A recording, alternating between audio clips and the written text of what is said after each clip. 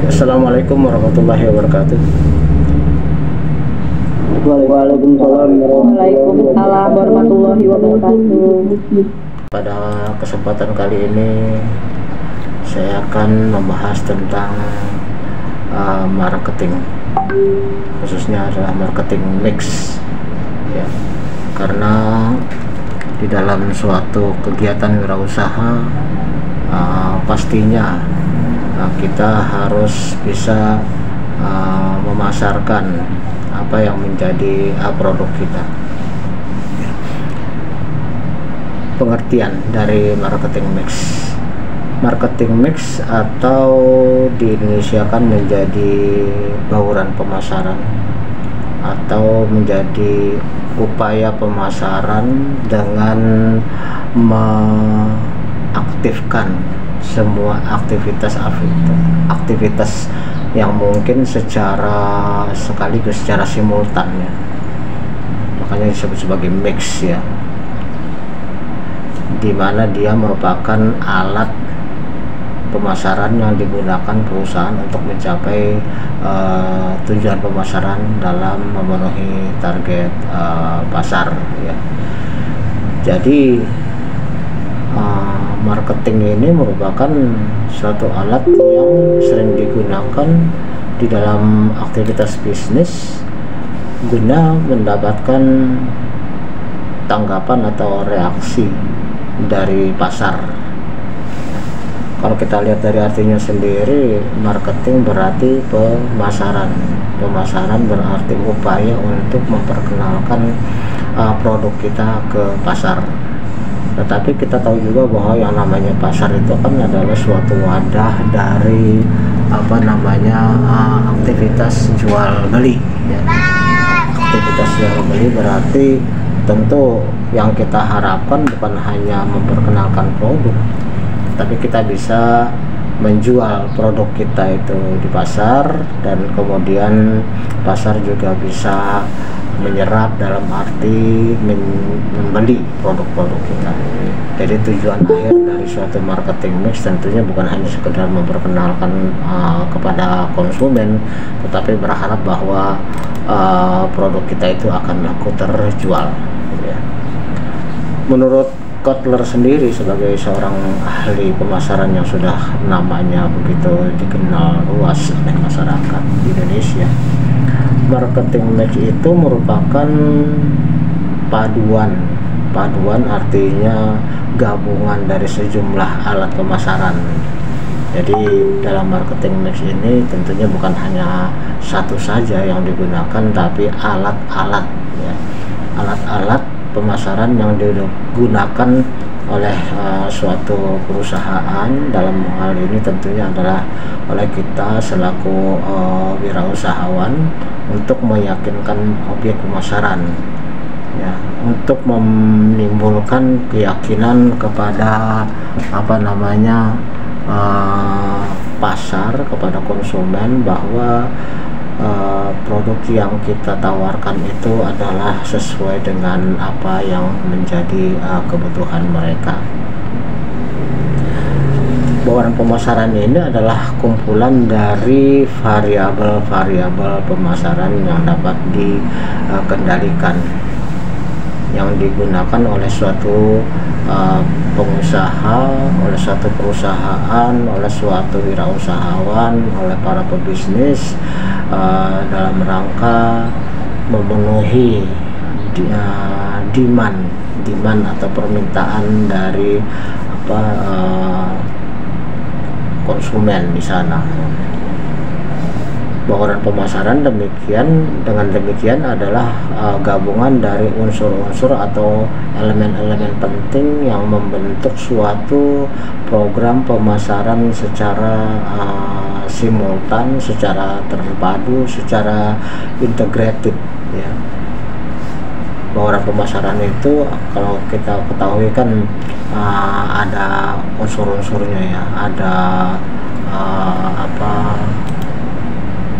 ada price ya, artinya ada harganya, kemudian ada produknya yang ditawarkan, terus kemudian ada promotionnya, aktivitas untuk mempercepat atau mengakselerate, ya, meningkatkan percepatan penjualan, ya.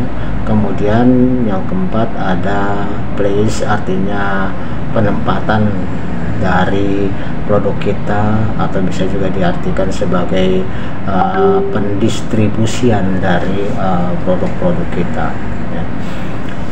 Kemudian di dalam perkembangan selanjutnya 4 piece yang tadi yang saya sebutkan, price, product, promotion, and place, itu kemudian berkembang lagi dengan 3 unsur baru, tetapi ini khususnya juga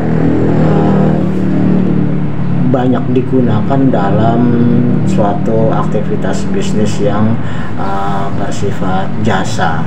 Tapi sebenarnya nggak mesti jasa juga, produk yang berupa barang juga kalau saya lihat ini banyak yang menggunakan atau banyak yang terkait dengan 3 unsur baru ini.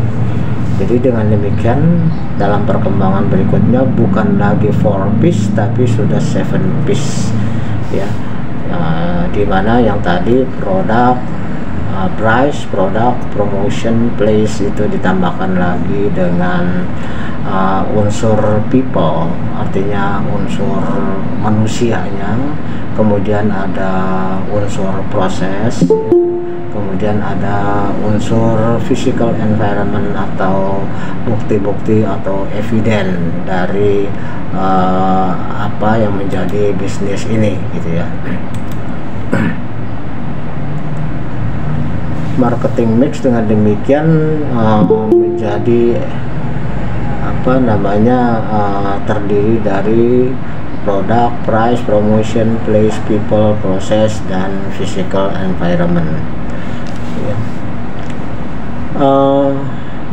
Suatu hal akan dikatakan merupakan integrated marketing mix atau suatu bauran pemasaran yang sifatnya terpadu jika dia memiliki unsur-unsur sebagai berikut, ya. Yang pertama adalah ada tujuan tertentu yang ditargetkan oleh kita sebagai pebisnis, ya. Jadi dengan demikian suatu pemasaran yang baik itu tentu memiliki suatu tujuan yang sudah ditetapkan, ya, objektif yang sudah settle. Jadi tentu kita tidak bisa melakukan pemasaran mengupayakan supaya pasar atau konsumen mengenal dan membeli produk kita, tetapi kita tidak punya target-target tertentu. Nah, jadi dengan demikian objektif atau target dari pemasaran step by step itu harus sudah kita tetapkan sebelumnya, gitu.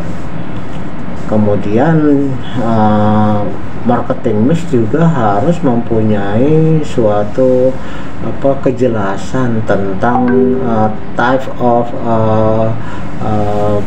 produk, ya, jenis produknya, gitu ya. Jenis produknya itu harus sudah tertentu. Oke, jadi yang berikutnya setelah kita menetapkan jenis produk apa yang mau kita pasarkan. Kenapa harus ketetapannya tentang jenis produk? Oleh karena tiap produk itu tentu aktivitas untuk memasarkannya memiliki kekhususan atau perbedaan satu dengan yang lainnya. Suatu pemasaran yang tepat tentu kalau dia bisa menjelaskan secara tepat kepada konsumen yang tepat tentang produk tertentu. Jadi produknya itu sendiri sudah pasti sudah punya sesuatu yang bisa dijelaskan kepada konsumen, ya. Dengan demikian maka target dari pasarnya itu sendiri harus sudah ditentukan. Kita punya produk itu sebenarnya mau dipasarkan ke mana, target kita. Ya kan ada produk yang memang dipakai bisa dipakai secara umum, tetapi juga ada yang menyasar kepada konsumen tertentu. ya misalnya untuk hijab itu kan tidak semua, pasti juga kan hanya untuk perempuan ya, masa laki suruh pakai hijab.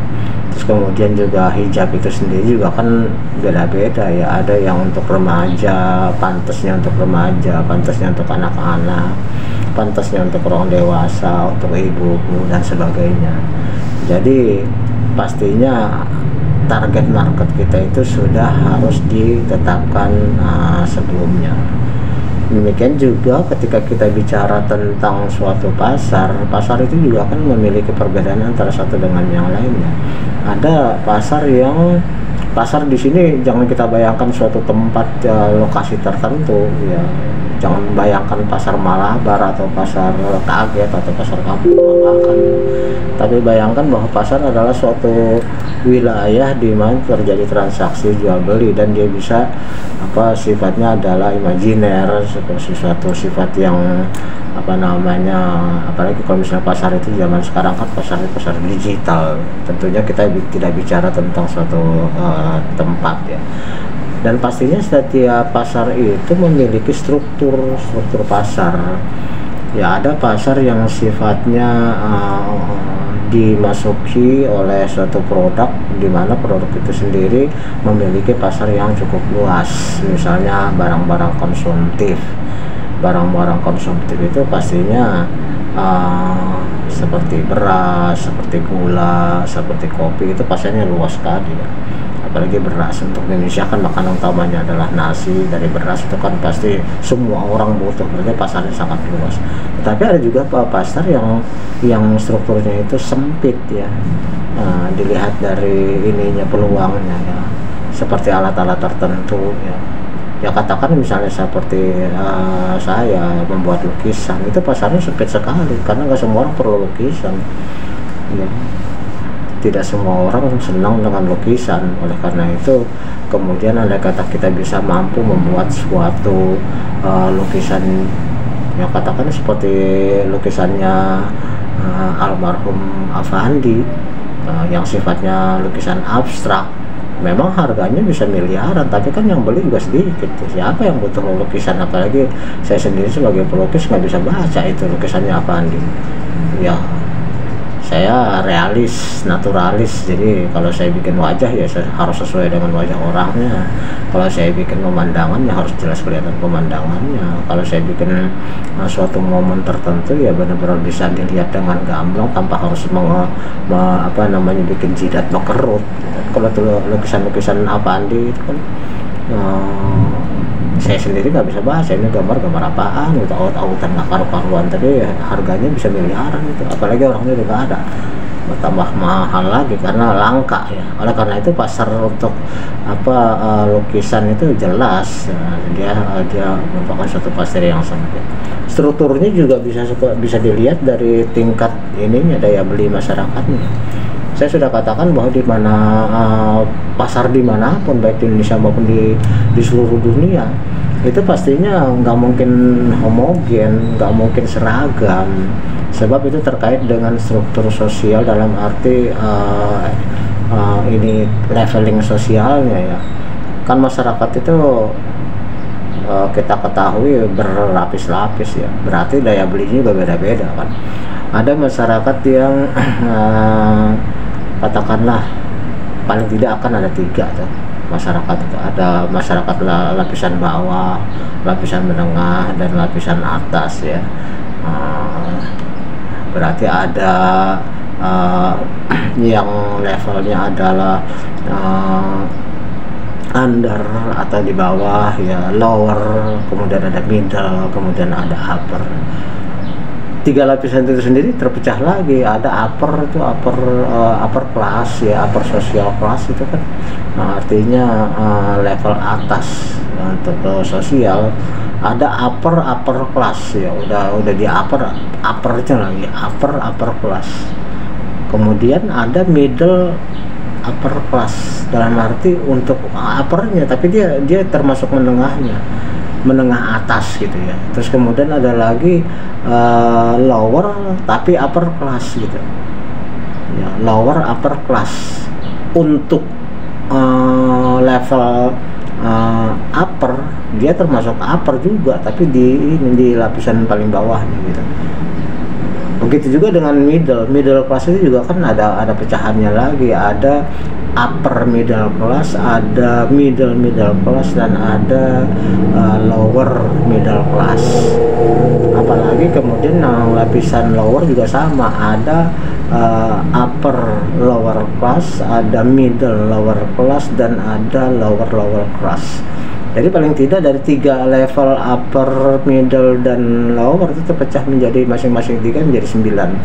Nah, strukturnya kan pasti seperti itu dimanapun juga. Jadi saya sering ngajarin kepada para UKM yang mau ekspor, jangan khawatir bahwa kalau kita mau ekspor ke luar negeri itu harus senantiasa barang yang high quality. Ya belum tentu, di mana-mana masyarakat juga kan perlu barang itu nggak hanya dibutuhkan oleh orang-orang yang dari level atas. Di mana-mana ya ada leveling. Oleh karena itulah barang yang kita bisa jual kepada mereka juga ya pasti beda-beda. Ada satu barang yang dibutuhkan oleh upper class, oleh middle upper class, atau lower upper class, atau mungkin juga oleh lapisan-lapisan berikutnya. Pada prinsipnya ya dimanapun juga, barang apapun juga itu pasti ada pembelinya. Cuma memang yang menjadi persoalan bagaimana how to find-nya, bagaimana menemukannya. Ketika kita menemukan pun kita bagaimana kita melakukan pendekatan, bagaimana kita bisa memasarkan produk kita kepada mereka, dan bagaimana kita bisa persuade atau membujuk supaya mereka membeli apa yang menjadi produk kita ya. Oke, jadi marketing mix itu berarti tentang harus ada tujuannya, ada jenis produknya, ada target pasarnya, ada market structure-nya.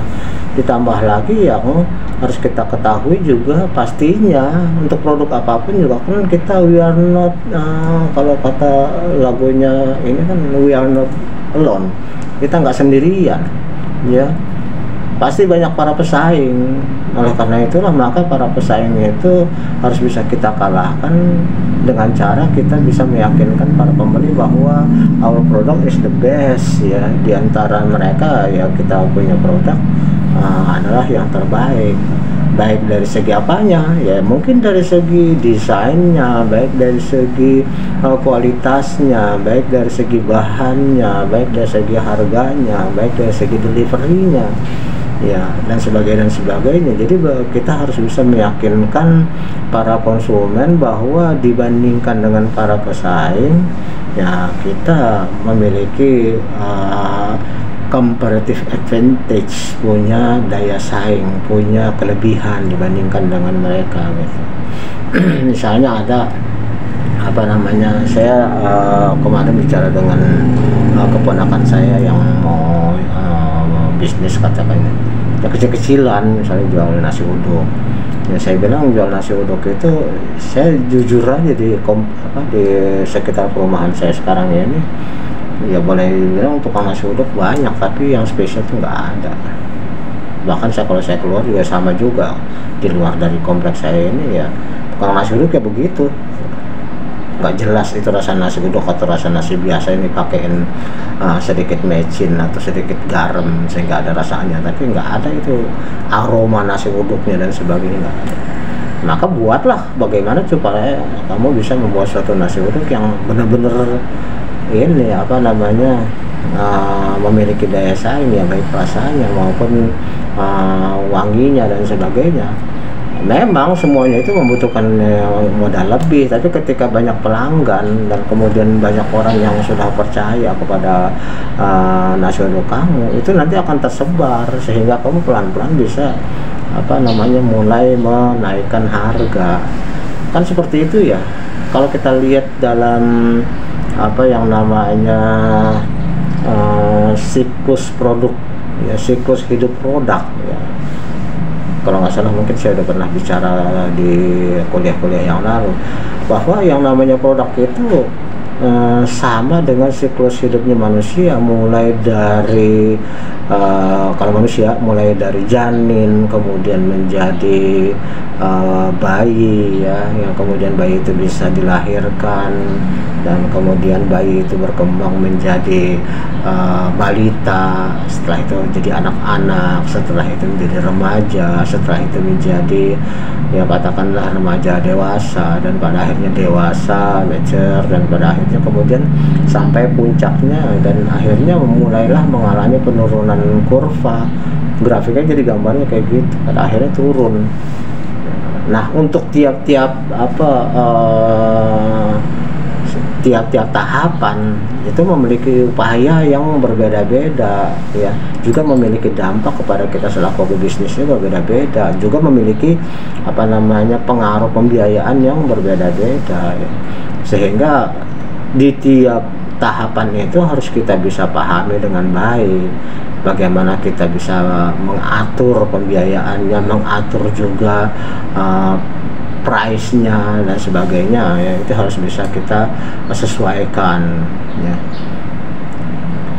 Oke, terus kemudian apalagi kalau kita lihat sekarang ini di zaman perdagangan global ya, kemudian harus kita perhatikan juga tentunya adalah global issues, isu-isu yang sifatnya global ya, menyangkut culture, yang menyangkut budaya, menyangkut masalah keagamaan ya. Jadi isu-isu global sekarang ini mau nggak mau ya harus kita perhatikan. Jadi tidak bisa kita kemudian mengabaikannya. Misalnya isu tentang go green ya, go green itu adalah isu bahwa produk-produk kita itu harus suatu hal yang bisa bersifat recyclable ya, bisa didaur ulang, terus kemudian dari bahan yang ramah lingkungan, yang kemudian juga organik ya, kemudian juga tidak mengandung poison atau racun ya. Bahkan isu global ini juga menyangkut kalau kita berdagang ke luar negeri, kalau misalnya barang yang kita produk kita dari kayu misalnya bahannya, itu mereka akan bertanya tentang perolehan bahannya itu dari mana. Kayunya itu kayu yang diperoleh dengan jalan yang baik atau boleh asal nebang hutan secara liar ya. Dan apakah pabrik kita, tempat kita berproduksi itu membahayakan lingkungan nggak, limbahnya, itu semua akan menjadi isu-isu yang mau nggak mau harus kita perhatikan ya.